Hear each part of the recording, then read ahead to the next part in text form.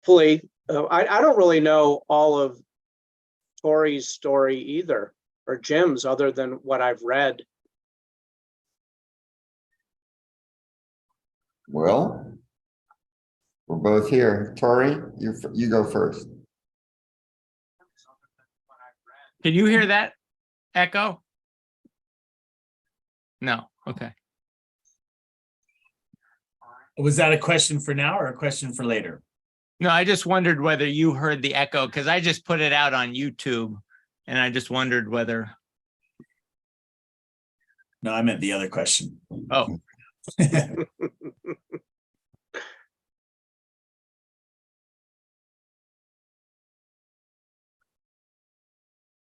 Jim, I've already been on the tennis court today, my man. Oh, you have?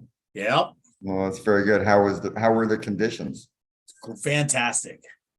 You should get out there as soon as you can. All right. Excellent. Yeah. Court 5 is lovely. That sounds good. Well, sounds very good. If there's tennis in the air, then that's a good thing. Yeah. When do your shows start up, Jim? When's the June stuff? June starts on Thursday, June 22nd. Just around the corner. I think we're now under 30 days, so it's getting real. Yeah, right.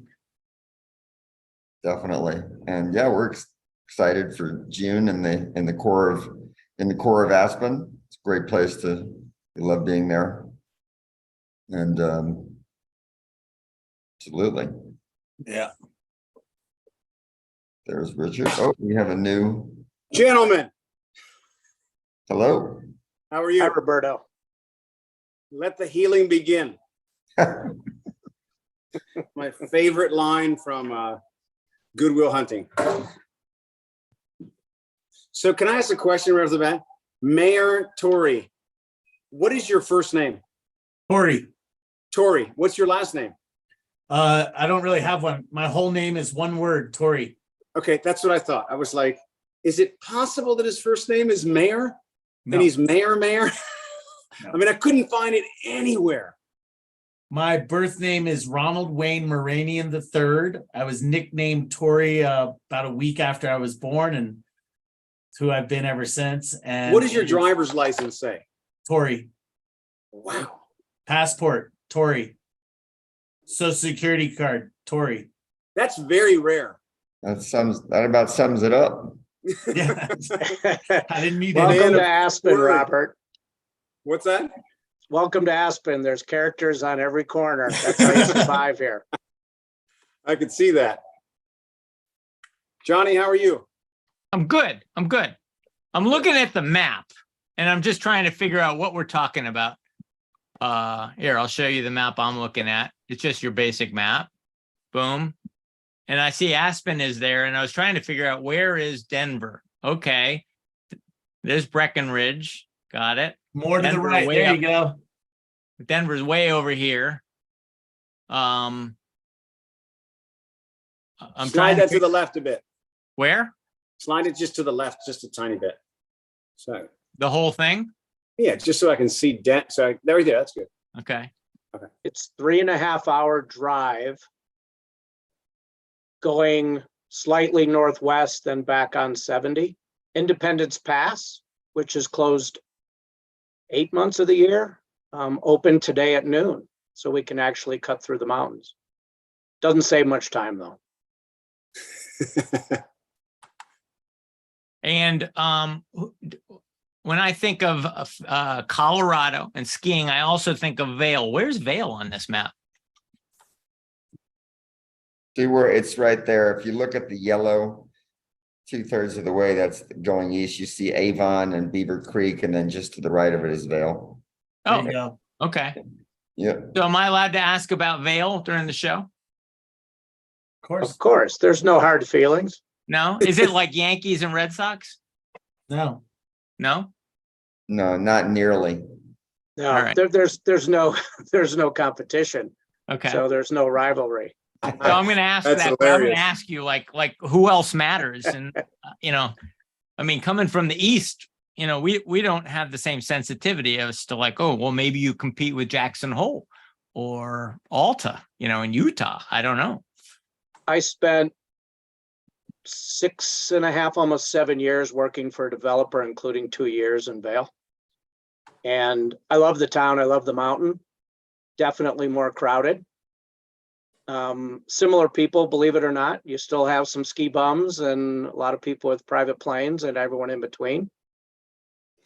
But this town is also part of this valley. So you have to include Snowmass, Buttermilk Highlands, Woody Creek, Basalt, Carbondale, Glenwood, and everything else we have here that makes up the whole valley.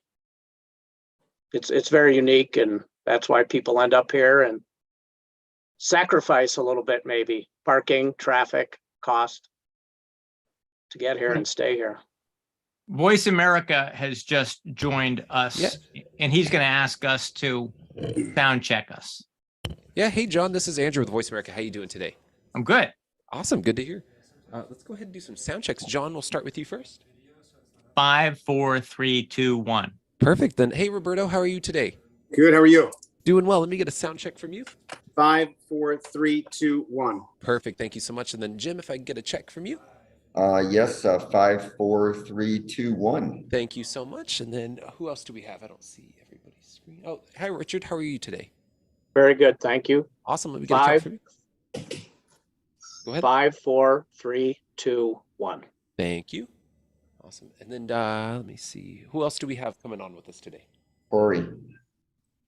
Hey, Tori, can you go ahead and count backwards from 5 for me, please? Sure. 5, 4, 3, 2, 1. Check. Perfect. Perfect. Thank you so much. Now remind us, we're gonna go live, and you're gonna play music, and we're gonna hear it. Then I'm gonna say welcome to the show, and you're gonna cut us off at exactly when? We should close the show at 57. 57. Okay. Yep. So Yep, now and we'll everybody knows what I know. Yeah. If yeah, somebody and then can interrupt me mid-sentence and say, we're coming up now on 57, John. Roberto has been known to do that. Well, we've got about 2.5 minutes till showtime on my end. Okay. Super. Perfect. I'll be right back. So thanks again to John and Roberto for doing this 88 times, which is your stick-to-itiveness is extraordinary in this industry. It's been fun.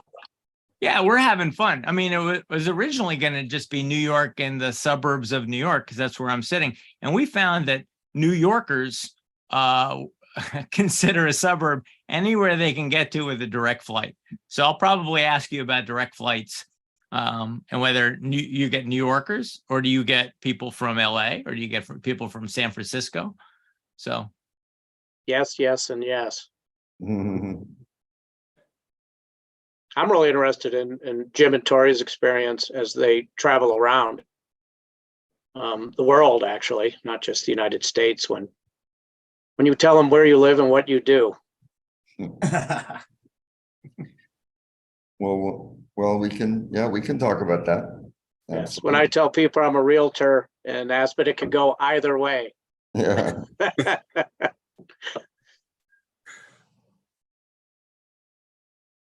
So did I understand, the gentleman from Voice of America said we go to 57, 1 hour? Is that what Yeah, 1 hour. Got it. And we can keep talking. We're just going to say, okay, I just want to thank everybody, and Voice America will be ending, but we'll continue the conversation, and we can just, so you may be in the middle of an important thought, and we can keep talking. It's just that we're going to lose the live show on their network at that point. The recording that will live forever will actually capture what you say next. So, all right, we are at about YouTube. 15 seconds till showtime here. Have a great guys, show, everyone. Just so I got to catch a flight soon after this. So if I cut out, no offense, I just can't miss my flight. All right, 5 seconds. Have a great show. Thanks.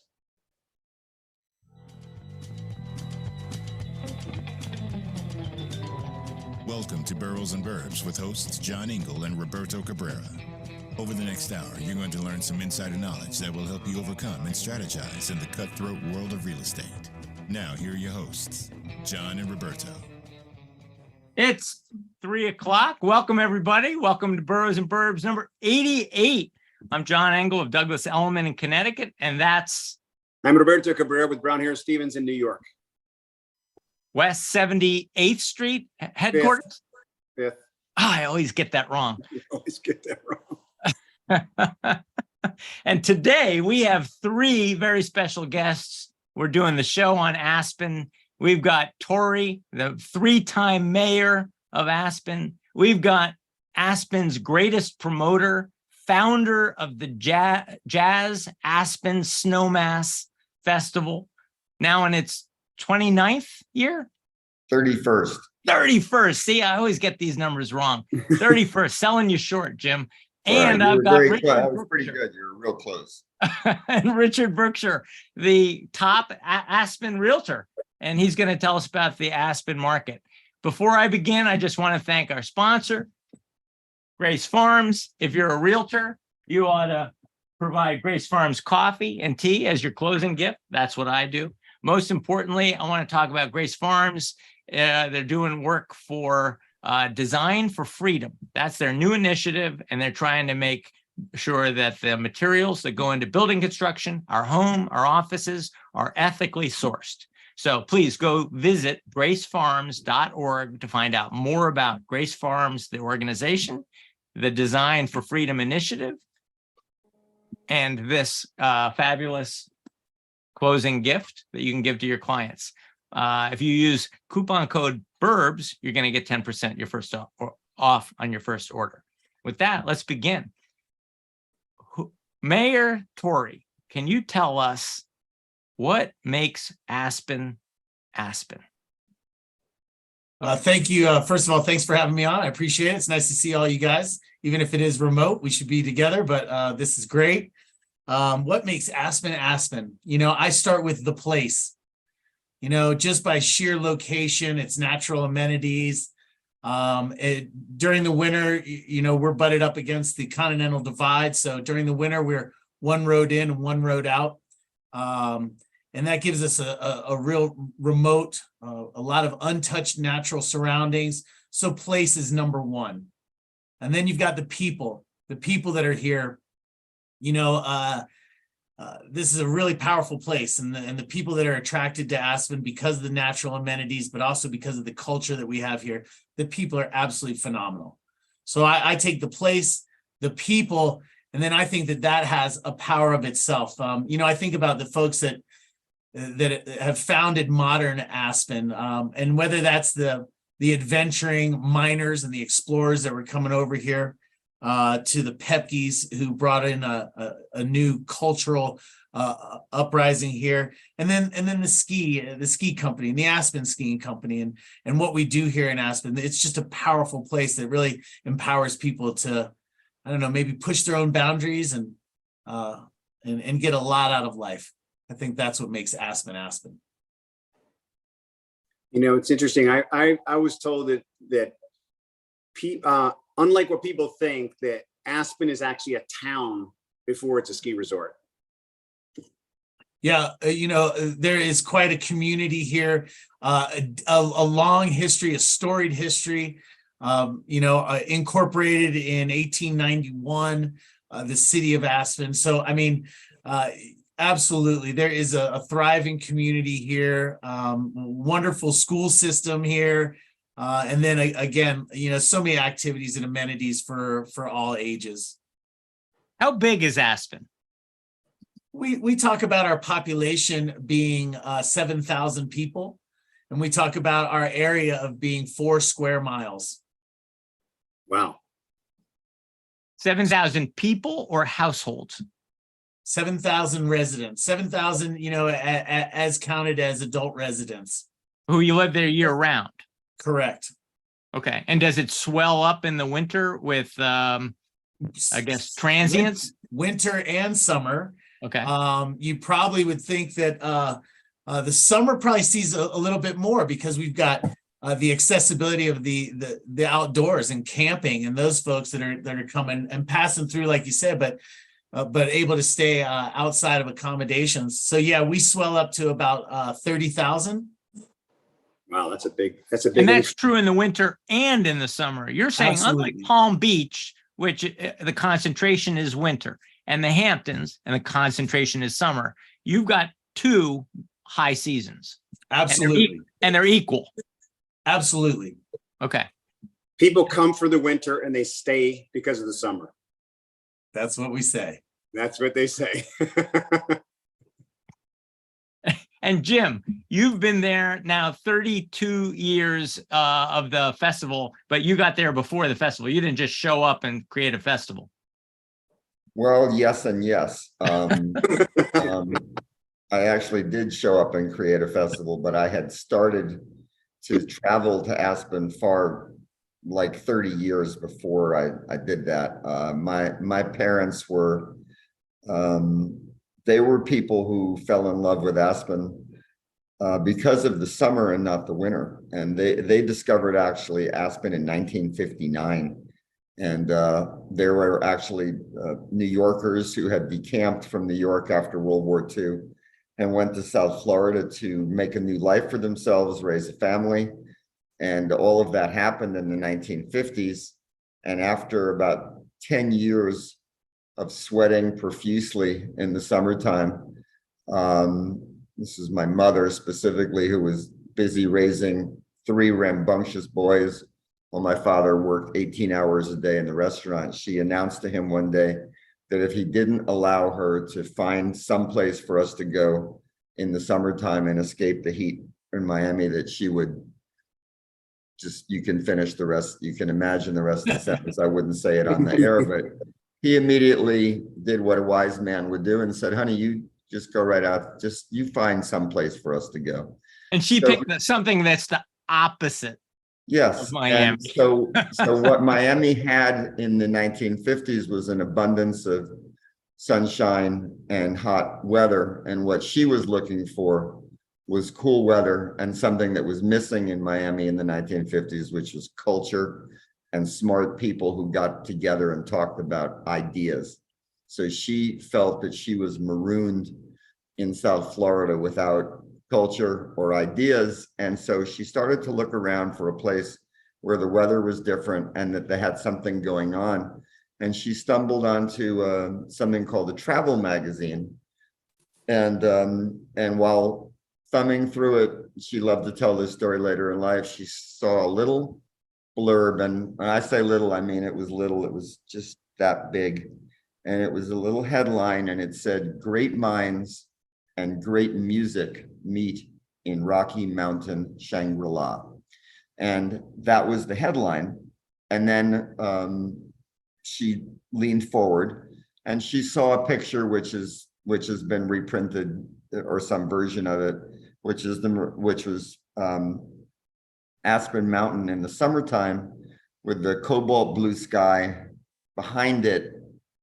And so that was the image. She said, well, that looks like the Rocky Mountains. And what is this about music and ideas? And so that led her to discover the early Aspen Institute and the Aspen Music Festival in school. And so they went to Aspen in 1959 or 60, around there. And they went for a week. They stayed at the Meadows and they were completely enchanted by what they experienced. In fact, after the 4-day trip that it took to get from South Miami to Aspen in 1960, 4 full days. It was a plane to Chicago, and that was a full day. And then you went to a hotel, and then the next day you got into the Union Pacific Railroad, which was a 2-day trip across the Great Plains to Denver.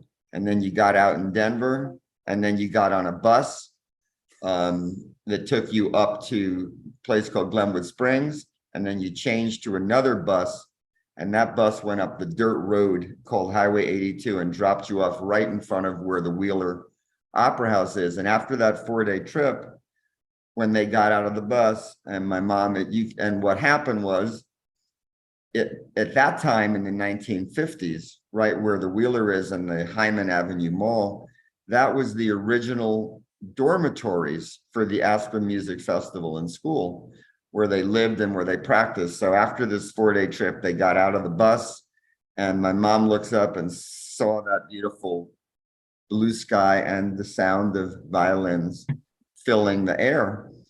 And she just turned to my father and said, Arthur, you're going to have a hard time getting me to ever go any goddamn place again for the rest of my life in the summer, just like that. And she said, they can have Europe or something to that effect. And so she, that was it. She was the one. And then they Aspen just changed their lives because they started to spend more time in the summer. And I was just a lucky kid who got to visit them and fall in love with Aspen. And they were all about seminars at the Institute and Sunday afternoon at the music tent, and the people that they met were into those things. And it was just people who have these interests. And so I think it really goes back to Elizabeth Papke. Modern Aspen is all about three words that have been overused everywhere, but it really did happen in Aspen: mind, body, spirit. This was the genius of Elizabeth Papke. She saw and planted the seeds of not one, not two, but three institutions that were all about an aspirational vision of the higher use of the mind, the best culture, the brightest people. And then the ski company, which was found to celebrated this magnificent, great, gorgeous place. And so Aspen became this place that really had all these three things going. Yes, winter, yes, summer. And then I eventually, years later, I got into the music business after college, and that's another whole long story. But it was from that I eventually pulled all of my passions together and decided to not be a musician, but be an organizer of a festival. And I know the perfect place to do a jazz festival, because they got a classical festival, but they don't have a jazz festival, but they do have a tent. And in the late 19th, it looks like Woodstock. Is this? Well, like, that's the whole. Yeah, now you're jumping ahead here 30 years. You have to. I mean, it looks like a lot of people. That's 10,000. That's 10,000. If you look right in the middle, where the white, this one. That's the same site we've been in for Labor Day weekend, which is the festival that confuses people. Doesn't confuse them. It's become the biggest part of what we do, but they'll look at it and say, what does that have to do with jazz? And the answer is everything and nothing. The artists that perform there are distinctly not jazz artists. They're pop and rock and country and all manner of artists.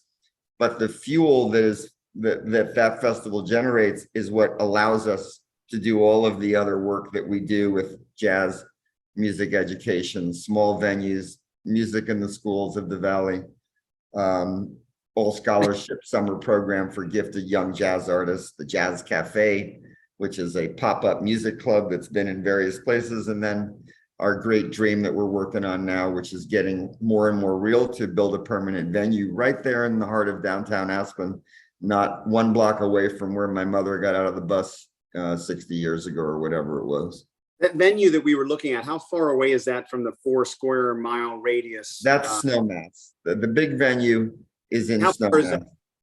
8 miles. Close, super close. 8 miles, yeah. It's very clear. I mean, Aspen, Snowmass are really considered, they're the ski company, and really the town in many ways markets them as one. It's Aspen in writing, visually it's Aspen, Snowmass. How long has the Aspen Institute been? When was it founded? Like, I mean, you're saying it was there when you're no, Elizabeth Papke got it started. I believe it was the late 40s or wow, 48, 49, 50. 1948. Yeah. Mayor, how do you feel about 10,000 people all basically drinking beer on your lawn and hanging out at a music festival? Is this good for Aspen? Is this on brand? Yeah.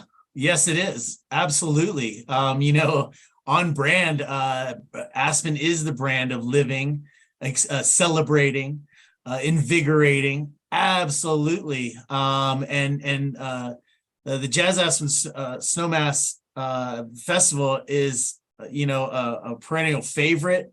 I mean, it is a part of what we do. It punctuates the end of the summer for us. Yeah, absolutely. We love it. We used to enjoy the Jazz Fest, the June Fest in a park here in downtown Aspen.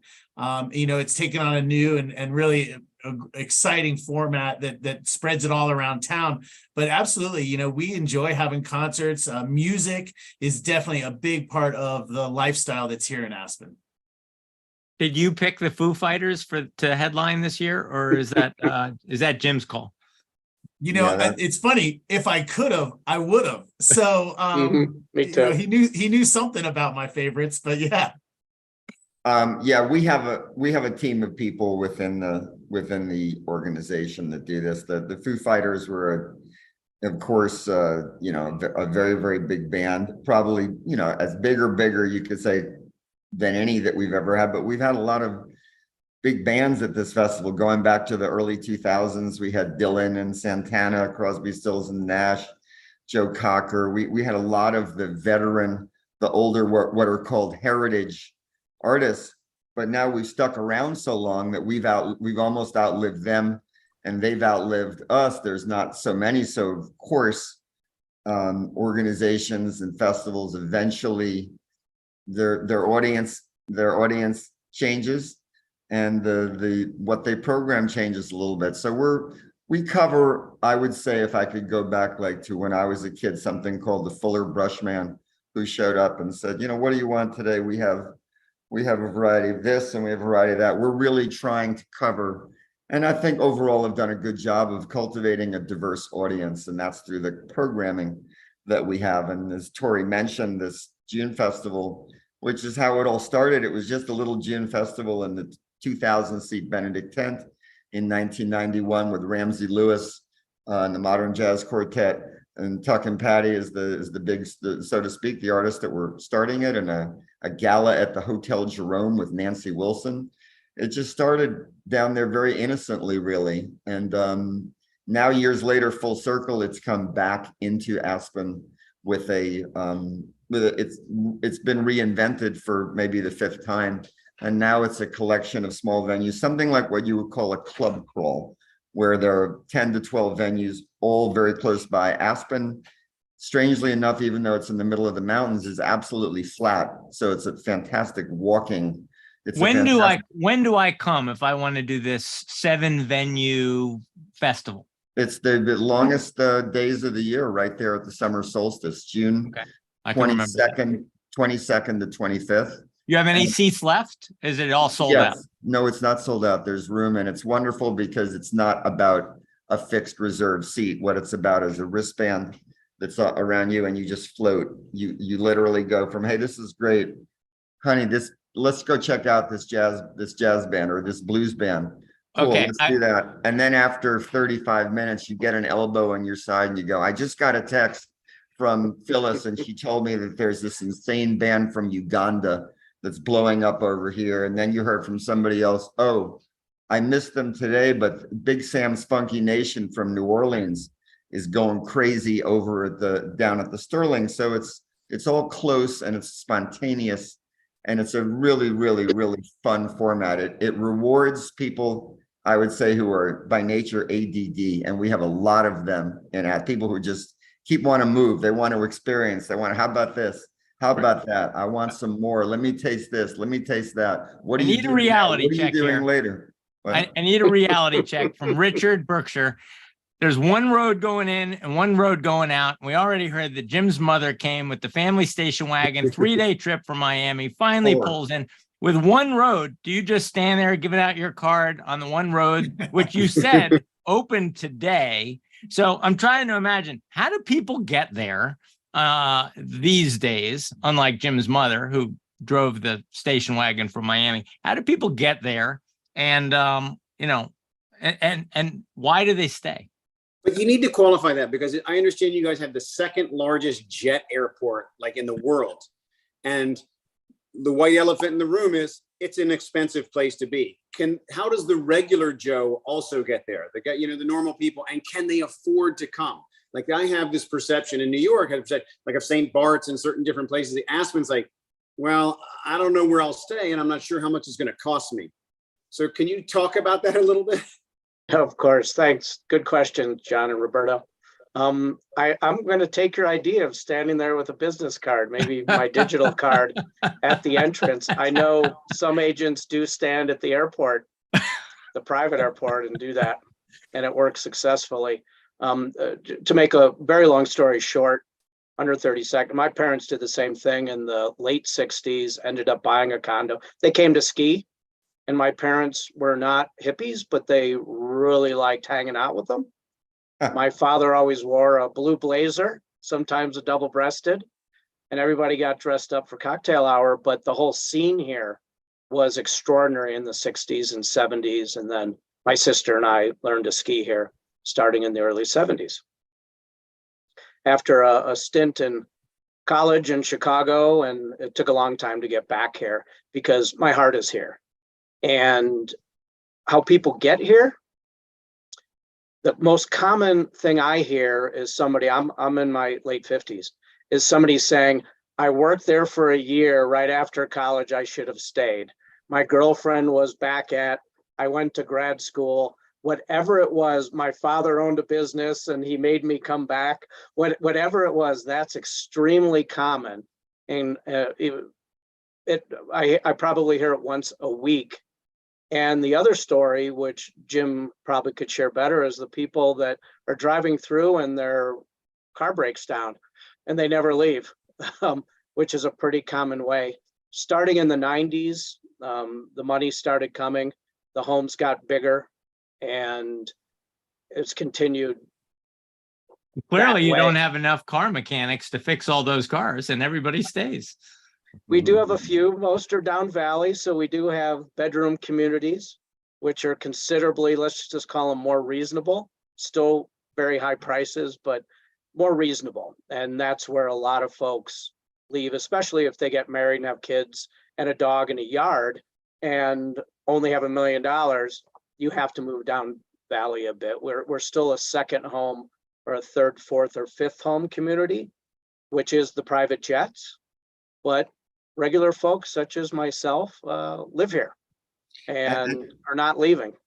And just to clarify, John, because you asked, or Roberto, maybe about the airport, it's a commercial airport that we have. It's not only available to people who own jets. It is a very, very busy, it has something called the ABO, Aspen Base Operations, which definitely caters to private jets, but United and America and Delta and other airlines you may have heard of do service Aspen. And there are, in fact, now direct, I think it was John that asked about direct flights. Aspen has direct jet service in the winter and the summer from San Francisco, from LA, from Chicago, and New York, Texas. No, New York is not direct into Aspen. For that, you need your own, the 2-hour flights. They fly a plane called the CRJ, and its range is about, a flight time is about 2.5 hours. I think they seat about 90 people. And they fly winter and summer directly to a couple of the major metropolitan areas, which feed people to Aspen. Like I said, San Francisco, LA, Chicago, Houston, Dallas. Those are the big ones. So I see on the map the Aspen Airport in the northwest of town, and I see downtown Aspen in the southeast, section. Where is the really expensive $16 million houses I've been hearing about, and where, as Richard put it, do the regular people live on this map? So good questions. We do have what we call a billionaire's row, which would be Red Mountain, Willoughby Way, looking back over the town. Correct. We happen to call our downtown, it's called the core, the business core. It's very small. It's about 6 blocks by 4 blocks, right at the base of Aspen Mountain, which we call Ajax.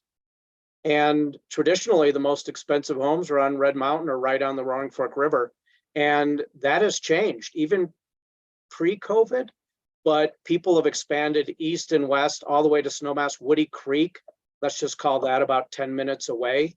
Extraordinary properties, especially on the 4 mountains if they're ski in, ski out. A home just sold for $65 million. It closed this week right on the mountain.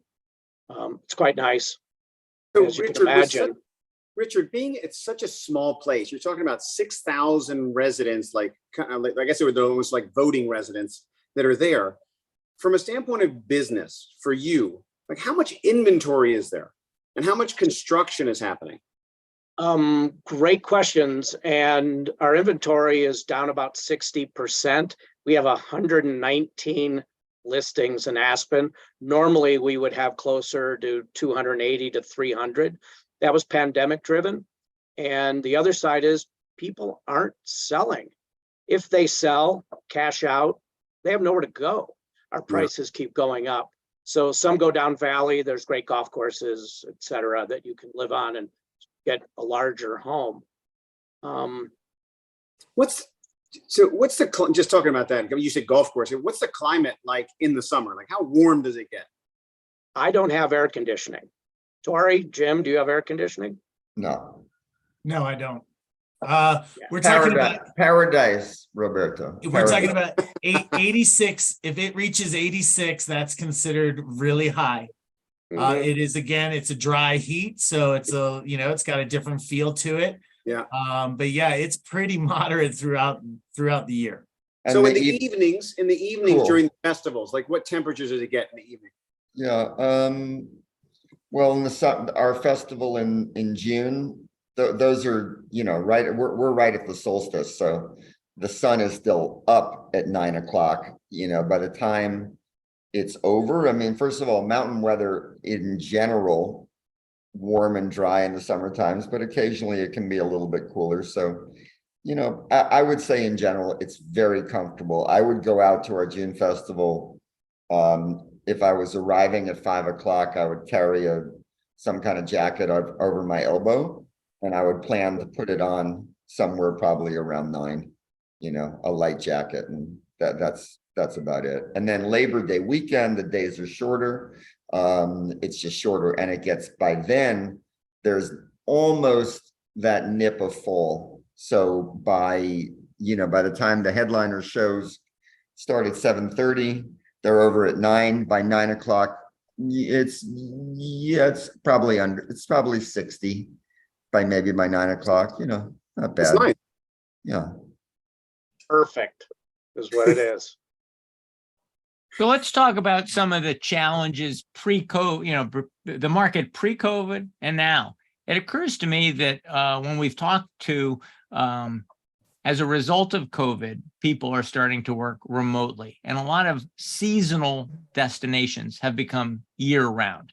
Now, it sounds like you guys have already adapted to a 2-season year-round, but is there pressure as more people move in, and I'm assuming year-round, or maybe it's all second homes, to build more schools, more infrastructure, and we have growing pains? We're hearing that in Florida, right? Everybody moved to Florida and found that they could work from Florida, and they were only an airplane flight away from their real job, and then they found that they could stay. Are you finding that people are moving in full time and they want more infrastructure, or some of these challenges, Mayor, bypassed you, that this is still a second home for a lot of people, and you're not finding those kinds of pressures? Thanks for that. That's a great question. We've seen it level out a little bit. We definitely had a pandemic rush, more people living here. I'm sure that some of them have relocated full time here, not to the point that it's so impactful on a day-to-day basis. But then the second part of your question is about those demands on infrastructure and the like. Not so much. Roberto asked in his last question about new construction, new development. There's not a whole bunch. We do have a very robust redevelopment community going on right now. But as far as new growth and new development, not so much. So the actual stress and strain on our infrastructure from new residency and the like is not so great. We have really, we've had growth controls in place for a long time that have allowed us to stay at a somewhat of a balanced position. We're very conscientious where we are about, our water supply, our clean air, and those things that we need to live. So, we've done a lot to protect those. we don't have a lot of room for new growth, but to this point, we're pretty well managed and well balanced. Yeah, in New Canaan right here, we're supposedly 98% developed. There's only 2% left to be developed. And we're having those conversations right now because we're putting together our 5-year plan of 10-year plan of conservation and development. Do you have that kind of thing dictating the kind of growth that goes on in Aspen? We have something that we call the Aspen Area Community Plan. And really, I tell you, for anybody that's enjoying this podcast today, and this broadcast, should feel free, go online, thecityofaspen.com. And you can check out the Aspen Area Community Plan. It's a wonderful read. The current iteration is 10 years old, so we're due to update. But yes, we've had kind of a community plan that has helped guide us in those thoughts.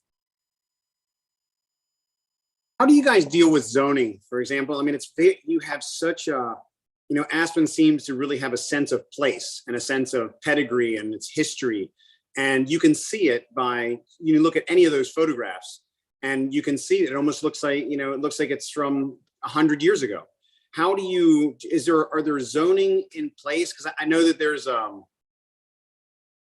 don't you guys have like a restoration hardware that's coming in, which is a completely different concept of like what I would think Aspen is like. Do you guys have any sort of guidelines for people who come in? Absolutely. Absolutely. Strict zoning. The restoration hardware proposal and project that they're bringing into some private developments is fitting within the development pattern that was already started. So they're really coming in to projects that were underway. And nothing new. They weren't pushing for any variances in our zoning. So they're fitting in to existing zoning. But absolutely, and our restrictions that we have here, again, they've maintained amazing character. Part of the reason that our prices are so high is not just the scarcity, but the value in them. Yeah. So we owe a lot of our success to our zoning and to our growth controls. And, for a lot of people, in a different way that you look at it, maybe that's limiting in some areas. But we really have to be thankful for those that have come before us in putting in controls to maintain this amazing and special place. That's great. It's really, I heard there's a really great jazz club that's going to be opening up. That's a rumor. Rumor? It's true. It's coming. Heard it's going to be phenomenal, Jim. Yeah, it's a good, yeah.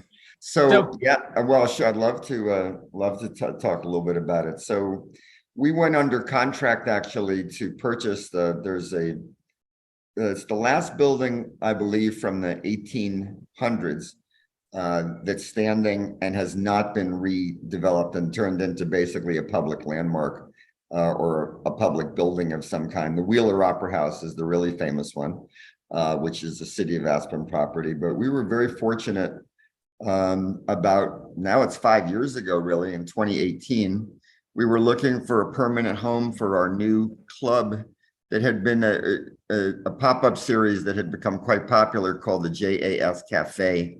And we were looking for a place to do it permanently. We found this property and went under contract in 2018 and spent about 1.5 years working on our plans. And then we're planning on going public with the plans and starting fundraising in the month of March 2020. And so right before we got started, we stopped. But now, since that time, obviously the world it's been a dramatic few years, to say the least. But we've made a great deal of progress on this, and the project is a very simple one. We've given it the moniker "In the Heart of Aspen" and "For the Soul of Aspen," and it's a 4-part project. If you were looking at it and you saw a circle and we say, how do you describe it? You say, well, it's four rooms in one, and it's 4 functions in one, which is to say one building. So it's a club for performance. That could be anywhere from 60 to 75 nights a year. Right now, we've done anywhere from 10 to 25, depending on the venues. But once we have a permanent space, winter and summer, you could count on, say, Thursday through Saturday consistently.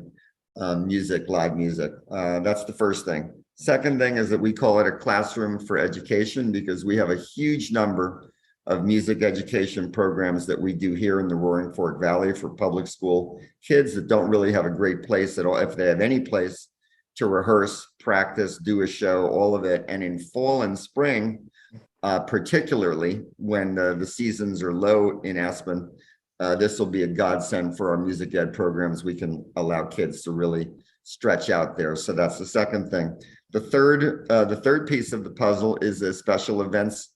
And we say a gathering place. And, you know, during COVID, we all had a huge life lesson in what would happen, what life would feel like if we could not gather. And one of the gather socially, gather to do any kind of a human interaction that goes on when you get the heat, if I could use that word, of 150 people in a room sitting together, doing something for a common purpose, whether it's listening or it could be a meeting.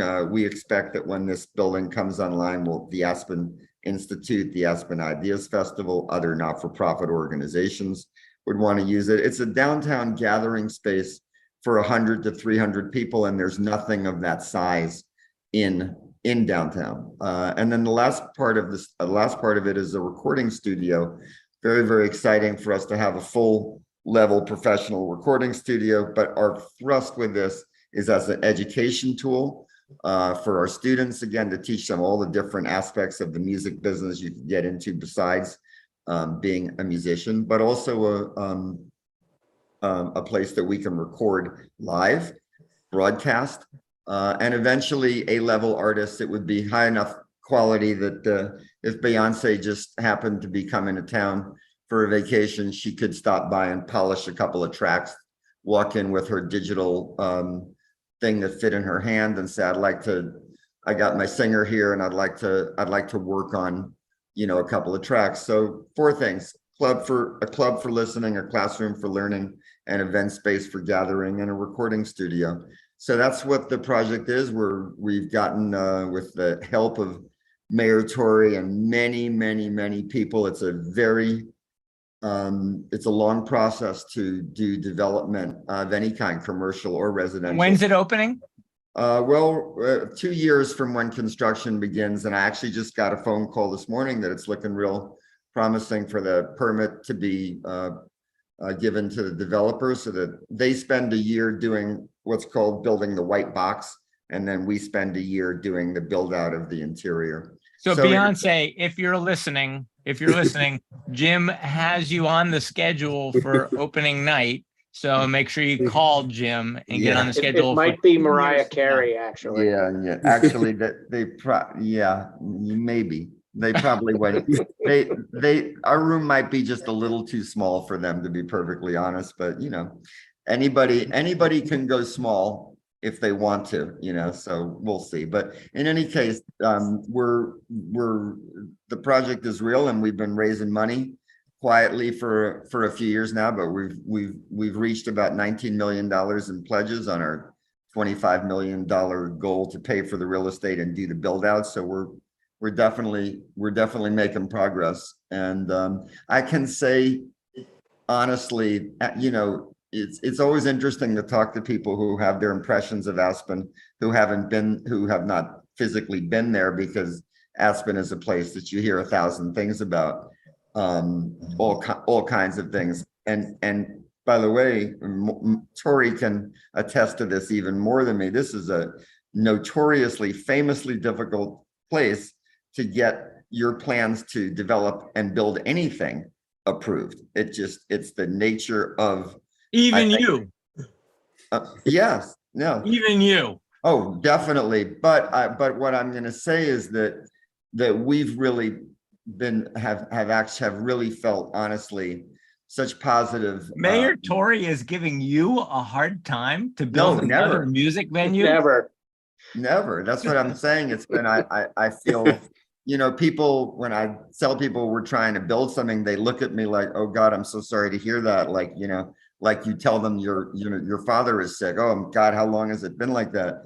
And I say, no, it's positive. People actually really are excited. I really do feel that we're going to make a great contribution downtown, right there with the Red Onion, and next to that new restoration hardware, it's going to be just All an right. enormous infusion of life. I'm and sold. energy. I'm coming. And Parry Drake is in the audience, and he's saying he's sold.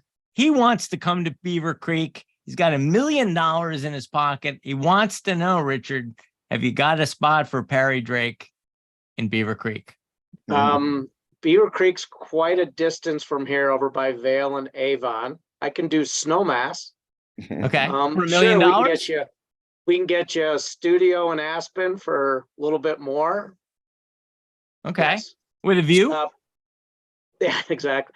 But Beaver Creek is part of Vale Resorts, and it's 6 miles from Vale, long way from here by driving, short as the crow flies. Well, so educate us. I now have gotten a distinct impression that you are not just about snow, that you're also about music and so much more. But who are the big competitors and what's the difference? I have heard of Vale. I've heard of Beaver Creek. I mean, are they competitors or is that a totally different crowd? They most definitely are competitors. They have large hotels, branded hotels, and great skiing and a lot of acres and a lot of events. I think the character is different because Vale is a created village in the late 60s. So is Snowmass, but Snowmass has its own character. I have very good friends, high school, college, since then, that only go to Steamboat.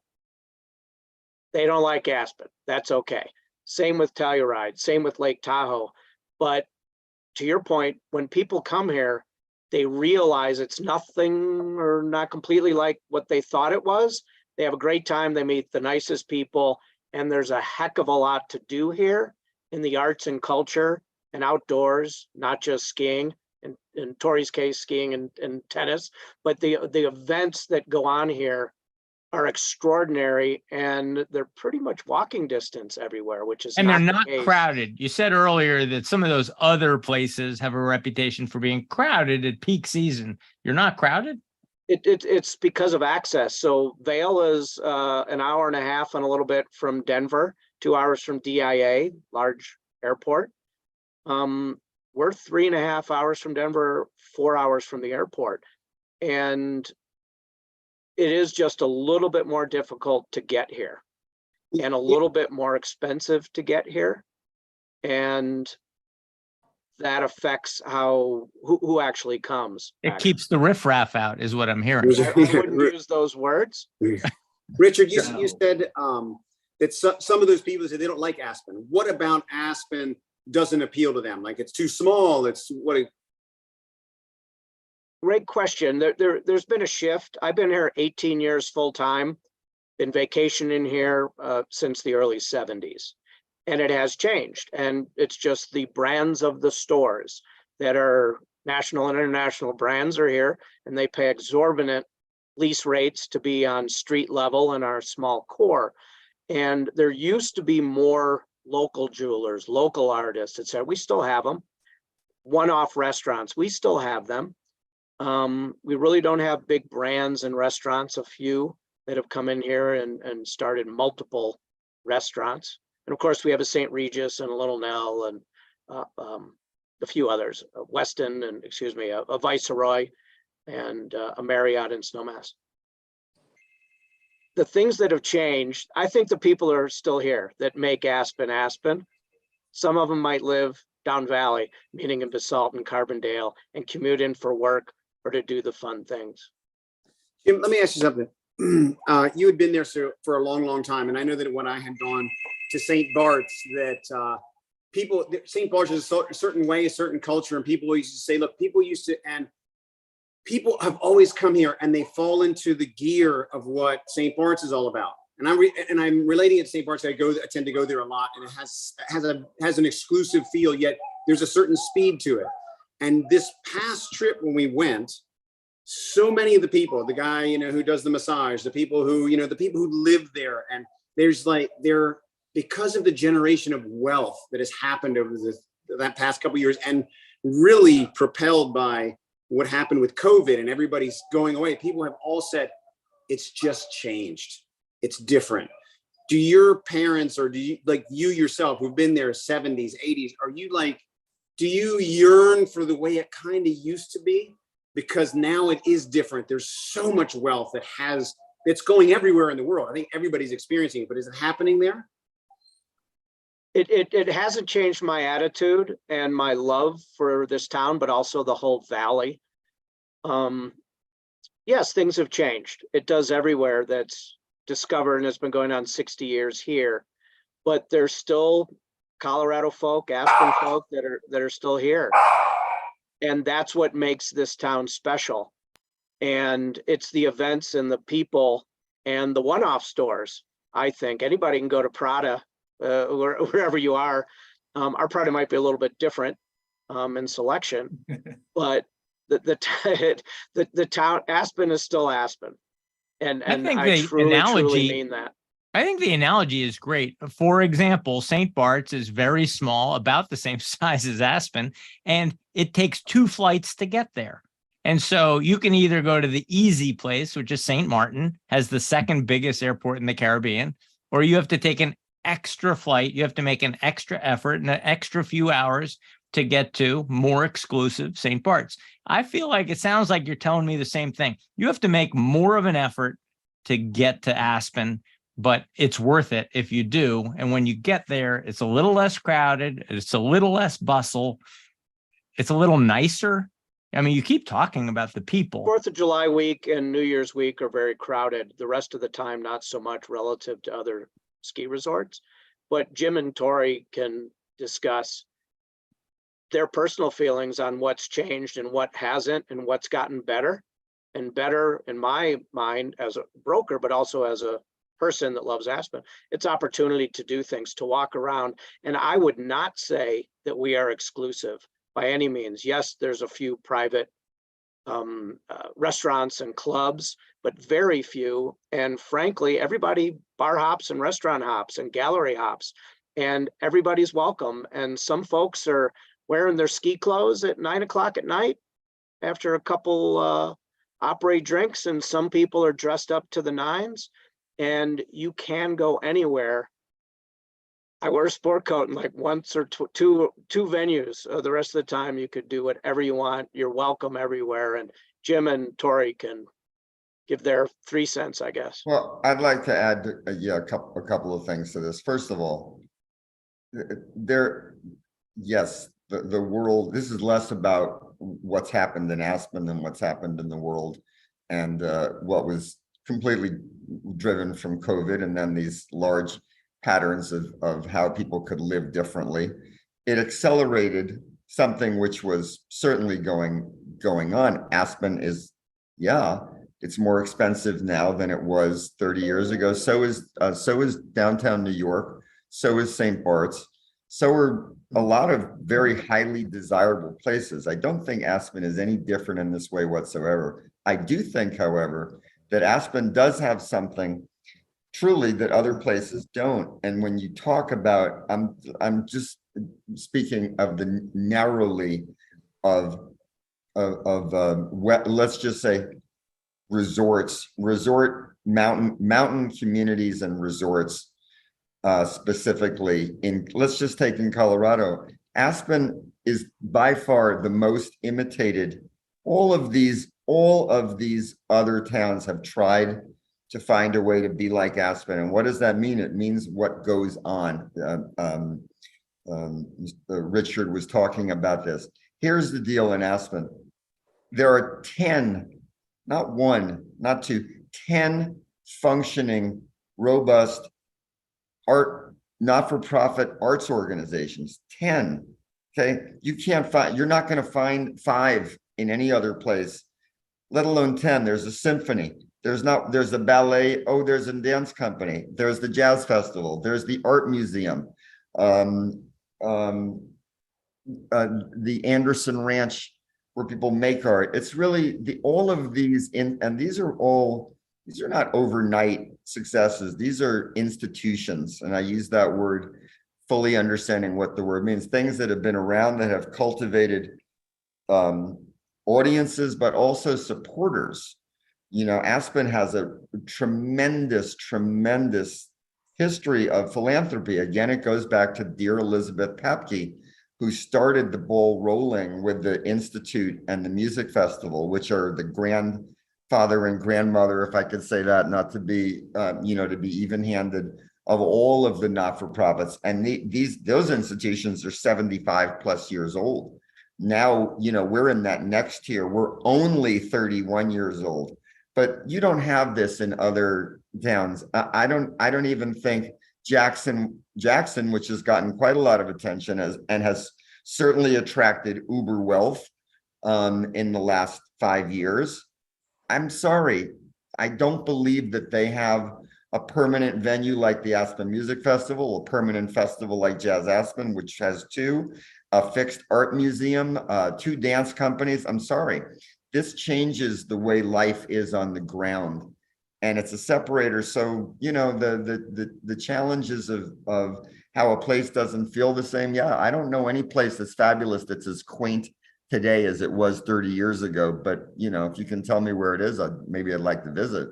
Mayor, you don't get to be one of the top 25 fittest mayors in the country by just going to art crawls and concerts. Talk to us about recreation. It's the same. This conversation's great. I agree. I've been here 30 years. My Aspen is still here. The people, and really I moved here because of the people I met were just amazing.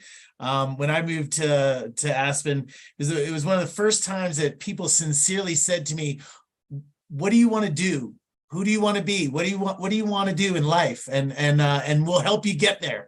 I want to be mayor of Aspen. Okay. And that was not my answer, by the way. But it's just an amazing place full of opportunity and a lot of different strata of life. We have a real community here. We do still have affordable ability here in Aspen.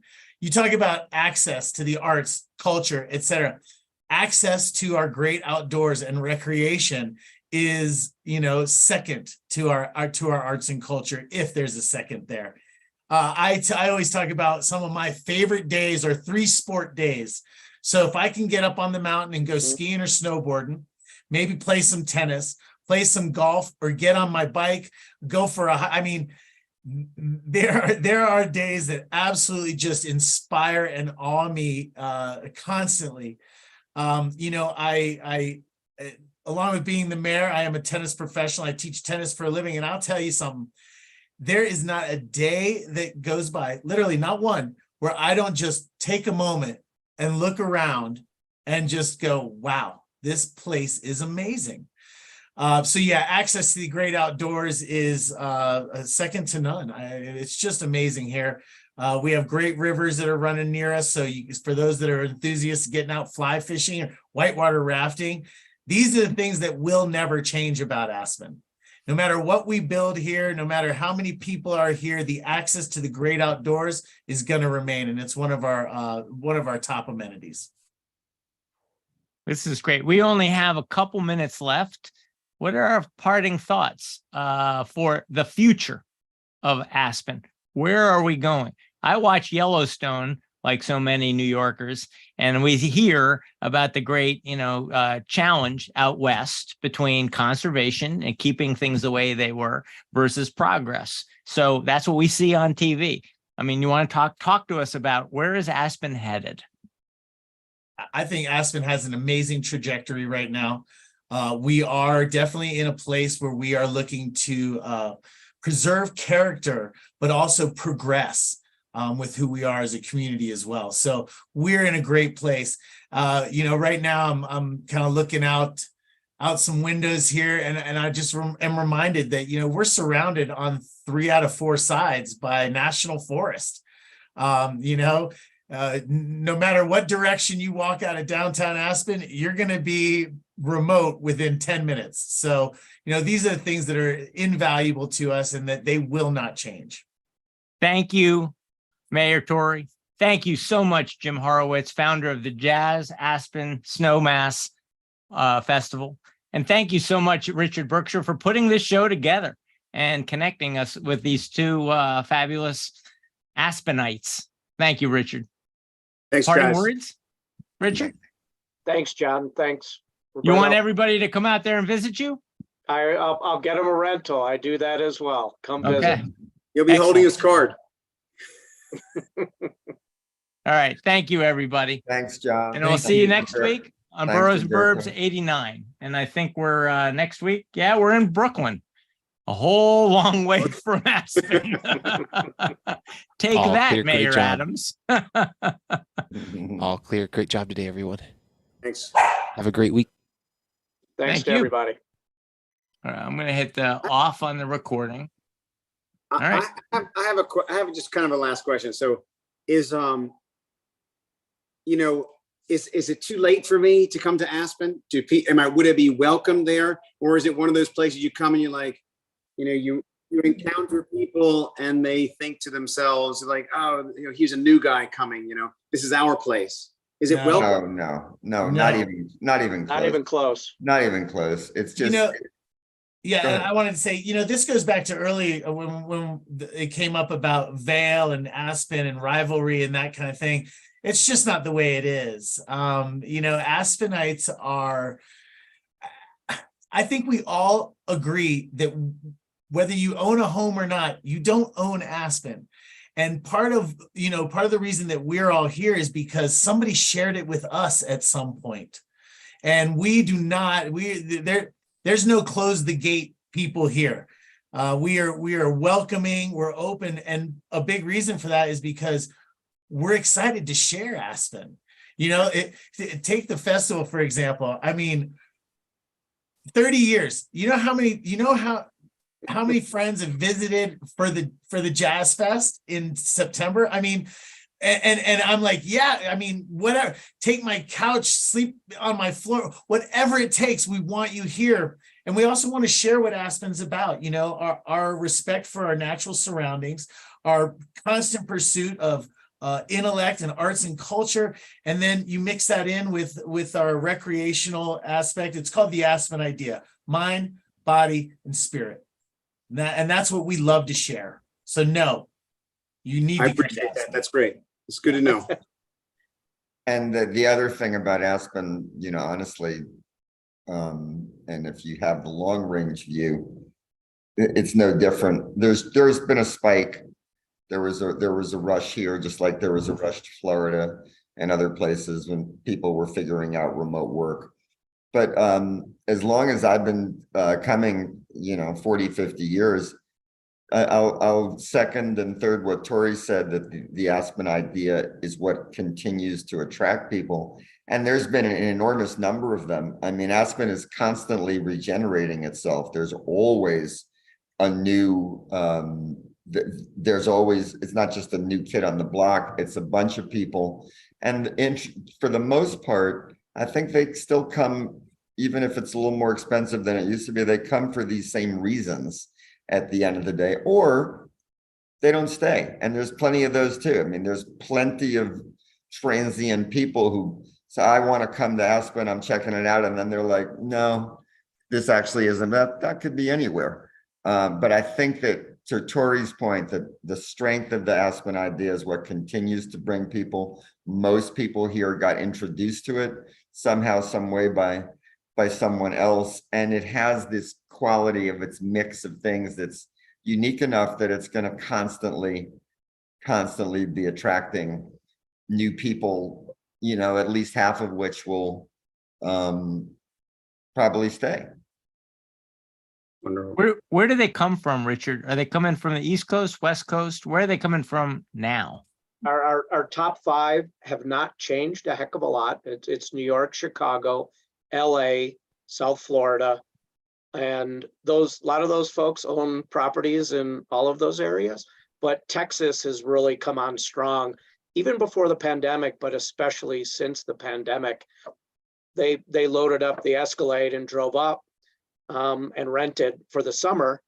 And that historically, that did not happen. It did a little bit. And so it's north, south, east, and west.